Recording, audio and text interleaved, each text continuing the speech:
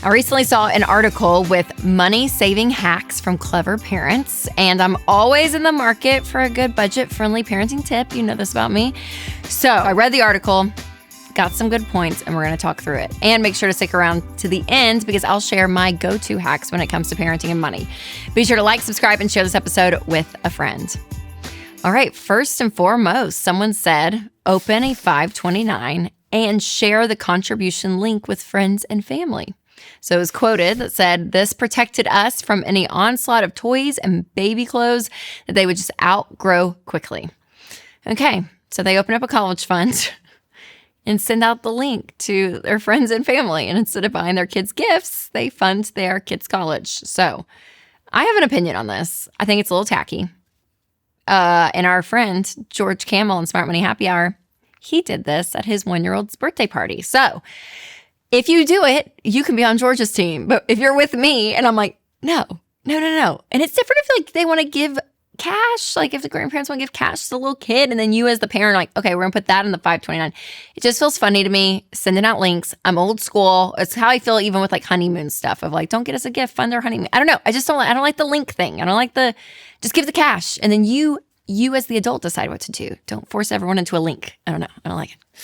Okay, number 2, try a babysitting swap. So the quote is, if a babysitter costs $20 to $30 an hour, which it does, then you're spending $100 before you even leave the house. So you find another couple that you trust, do a date night swap. You keep their kids, and then they go out, and then they keep yours, and then you go out. And I love this. We've done this before, and it's so great. So our friends have older kids, and that's a hack. Get some people with older kids because the girl would babysit while all of us like went out to dinner, like on a double date even. So when that starts to happen, you're like, oh my gosh, we get to save on costs. It does make you feel like we want to go with that couple because we know babysitting's included, right? But the idea of the swap, and then we've done it like where we watch their kids and then they just went out on a date too. But the idea of that I think is brilliant because we spend so much on babysitters. I mean, you do. That's not even the date night. That's just getting out of the house for someone to watch your kids. So I love a babysitter swap. Yes and amen. All right, number 3, keep character stickers in your pantry/kitchen. So the quote is, special edition snacks and drinks with the latest cartoon character or action figure cost several dollars more. So when you're at the grocery store, the kids are always wanting a juice box like with their favorite character's face on it. But this is, you keep those stickers at home and you, I guess, put the sticker on the food or on the generic version. I've never heard someone do this. And I'm like, you know what? All more power to you. My kids didn't I don't know. This isn't something I don't feel like they care about.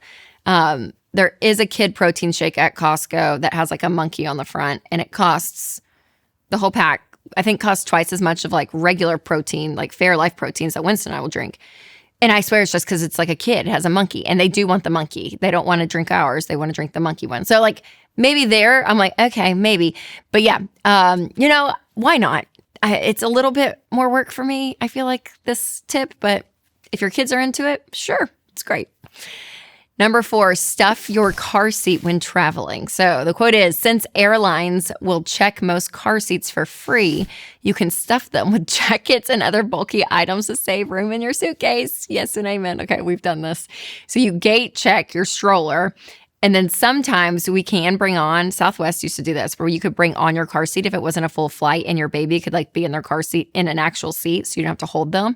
And that was a game changer. But with the stroller even, the way we packaged it up, we would throw some stuff in there 100% to save room. So I love that tip. Beautiful.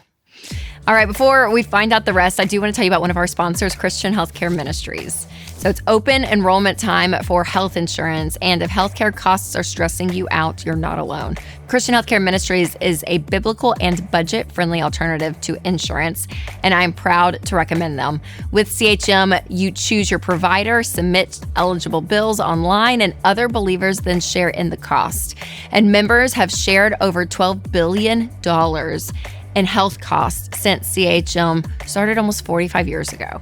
CHM is simple, affordable, and you can join at any time, not just during open enrollment. So go to chministries.org/budget to learn more. That's chministries.org/budget. So I can't wait to tell you about one of our new sponsors, Minnow. Now, we all want our kids watching shows that are fun and safe for them, and that is why I'm so excited about Minnow. It has tons of shows that your family will love, especially The Chosen Adventures, a new show from the creators of The Chosen. So it follows a girl named Abby as she has adventures and makes new friends and even meets Jesus. It is just so good. And as a mom, I don't have to worry because Minnow is ad-free and full of biblical truth. So start your free 7-day trial today at gominnow.com and use promo code Rachel for an additional $10 off an annual plan. That's gominnow.com, code Rachel. All right, number 5, do a school supplies audit. So the quote is, go through your kids' school supplies at the end of the year and compare them to next year's school supply list. And so this does 3 things. Number 1, it kind of clears off, everything, all the clutter that comes with after school, like after school ends, like you just have all this stuff. Also, you can identify the school supplies that they already have for next year, meaning like, again, you're taking inventory here. And then number 3, you can know what you need to get when back to school sales start at the end of the summer. So I think those are all great points. And I would say, yes, my kids, I'll be honest, I think when your kids get older, I feel like this may be easier because they're able to take care of, I don't even know if they still do calculators in high school. I don't know. But actual things that are really expensive that you're like, oh no, you can keep reusing those. But when our kids come home with school supplies, there's not a ton left in there. It's like some broken crayons. And like there's not a ton. I think scissors, maybe you can reuse. We've done that before. But I feel like the age of your kid will depend a lot on if you can really reuse things. But I always recommend this. When school starts, I do always say, take an audit around the house. What do you have? Be smart about it because gosh, back to school shopping adds up so fast. All right, number 6, set up practice paychecks for your kids. So the quote is, in high school, we automatically transferred money for things like school supplies or activities with friends into their checking accounts. And we set up transfers on the 1st and 15th to mimic the timing of a consistent paycheck. This taught them that they had a budget throughout the month for bigger expenses like prom. Oh, I love this. This is what the Ramseys did. Okay, my parents didn't do the 2. They only did it on the 1st. They would fund our account for the month, and then we had to budget. But I do kind of like splitting it up. I kind of like, hey, this is the real world. This is usually how you're getting paid. If you're not getting paid weekly, then it is going to probably be twice a month. And so for them to feel that, and I think it is great too, because in high school, when you're able to look and say, okay, how much does it cost to go out with friends, the movies, even back to school shopping, we ended up having to pay for that out of this account.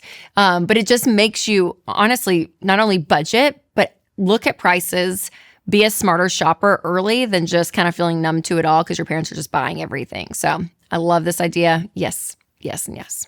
Number 7, save money on dental and orthodontics cost. So some dental insurance plans only offer orthodontic coverage after 6 to 12 months waiting period and with a benefit limit. And so to bridge the gap, we're considering a membership-based program that is run by a third-party organization that provides immediate savings, up to 20% to 30%. And this will help with out-of-pocket costs while waiting for your insurance to kick in. Okay, I guess if you find the plan that this works, yes. I think obviously dental stuff is very expensive. So if you can find ways to save money and you're not stuck. Always plans with this where you're kind of finagling the system with something like insurance. Insurance already is so wacky. It's such a stupid world out there, I feel like, with insurance. And so if I can be as by the book and simple, I feel like the less complicated it gets because it's already complicated.